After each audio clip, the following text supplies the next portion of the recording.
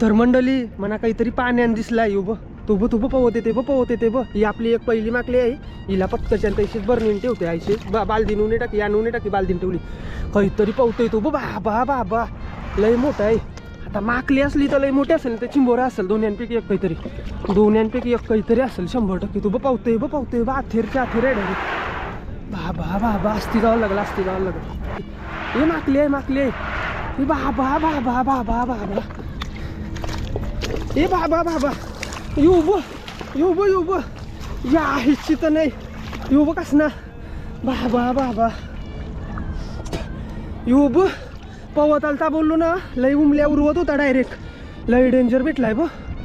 ऐसा पाऊलींची पवत आलता तो बाबा युब